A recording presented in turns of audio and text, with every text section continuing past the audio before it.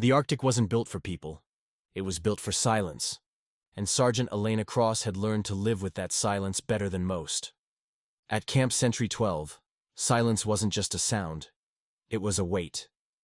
It pressed on your chest, seeped through steel walls, and filled every second between the hum of the generator and the crackle of frozen air ducts. She'd been stationed there for nearly 5 months, a remote radar and communications outpost on the northernmost edge of nowhere. 3 steel modules, 1 antenna tower, and a generator that coughed more than it ran. Most soldiers rotated out after 3 weeks. Elena had volunteered to stay. Some called it dedication. Others, stubbornness. She just called it duty. Every morning at 0600, she'd log the same entries. Radar operational, comms link stable, no activity detected. Every night, she'd step outside to look at the horizon.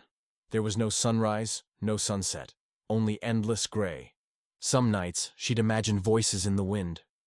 But when she turned her head, there was only snow. It was on the 148th night that everything changed. The storm hit faster than forecast, an Arctic wall of wind and ice moving at 90 kilometers per hour. Visibility dropped to 0 within minutes. Inside, Elena checked the radar array. The screen flickered like a dying heartbeat. The signal strength dropped, static building into a constant hiss. "Come on," she muttered, tapping the side of the monitor. The line stabilized for a moment, then, there it was, a blip. Small, fast, then 2, then 4.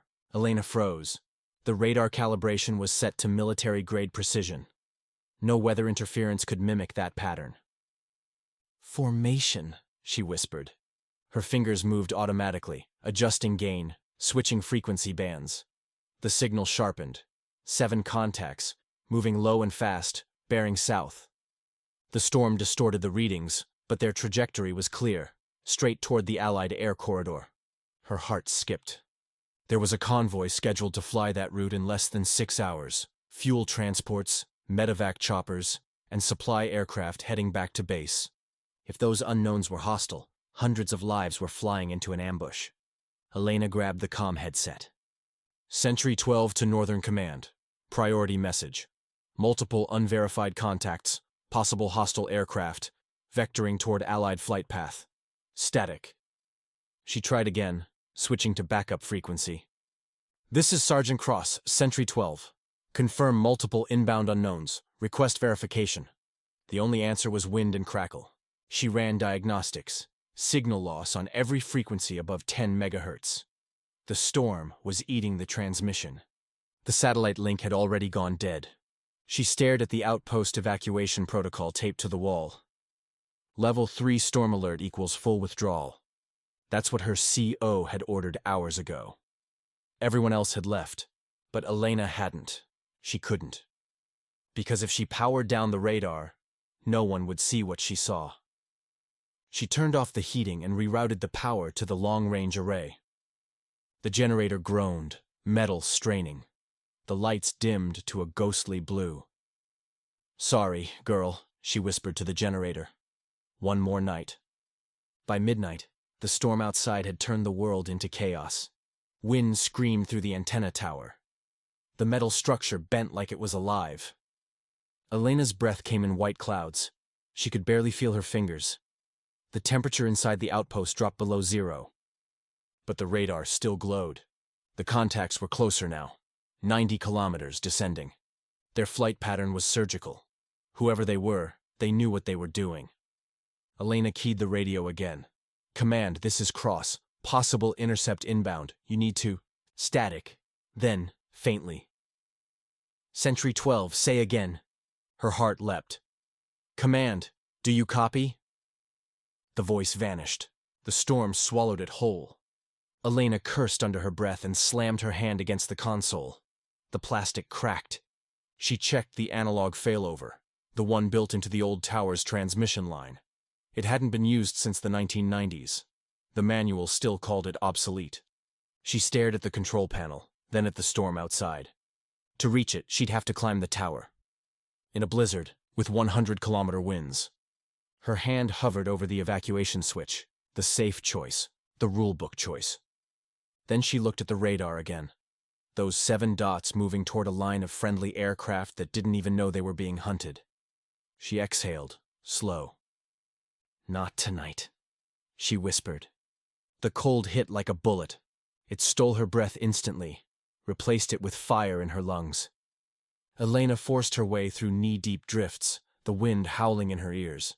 The snow was so thick she could barely see her own hands. She found the tower by touch. The metal was coated in ice, glistening like glass under the flickering floodlights. The access hatch was frozen shut. She hit it once with the wrench. Nothing. Twice. The third time, it cracked open. Inside, the analog relay box was a block of frost. She chipped at it with her glove until blood showed through her fingertips. "Come on," she hissed, pulling the ancient connectors apart and rerouting the signal manually. The generator hummed weakly in the distance. She could hear it choking.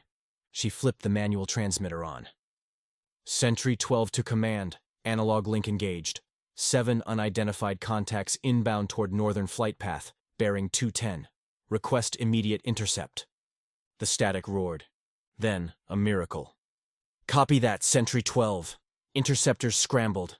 Evacuate immediately." Her chest tightened. Relief, then fear. The signal alignment light was red. The antenna was off axis. The signal wouldn't reach full power. She needed to realign it, by hand. The wrench slipped twice before she got a grip.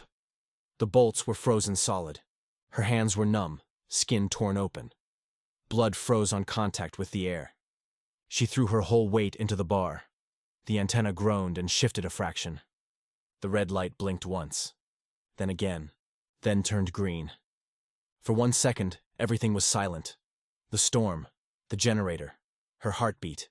Then the radio cracked alive. "Interceptors en route, ETA 7 minutes. Elena fell to her knees in the snow, laughing through tears. She'd done it.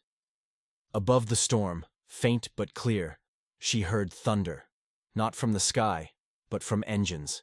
A 10S and Raptors cutting through the clouds, hunting the unseen. The radar flickered as the hostile blips broke formation, scattered. 2 vanished, then 4, then all 7. The silence that followed wasn't empty. It was peace. When the storm cleared 12 hours later, the horizon was silver. They found her beside the antenna tower, covered in ice and snow, her hand still gripping the wrench like it was part of her. She was alive. Barely. When she woke in the medical tent 3 days later, her commanding officer was there. A broad man in a parka, his voice equal parts anger and awe. "You disobeyed evacuation orders, Sergeant." "Yes, sir." "You risked your life for a radar reading." "Yes, sir." He paused, holding up a folder. "You also saved a 72 aircraft convoy carrying over 400 personnel. Without your signal, they would have flown right into a kill zone." Elena didn't look at him. She stared at her frostbitten hands, wrapped in gauze. "I couldn't leave them blind, sir," she said softly. "Someone had to see for them." The officer said nothing for a long moment. Then he closed the folder and placed it on her bedside table. Inside, under Action Summary, one word was written in red ink: prevented. Weeks later, when the airmen from that convoy landed at base, one of them asked the flight controller, who the hell saw them coming? Nobody had a name. The report said only, "Data relayed from Sentry 12. Operator status, unavailable." They didn't know she was recovering in the same base hospital. Didn't know that the hands wrapped in white bandages had held the line for all of them. She never told them. She didn't have to.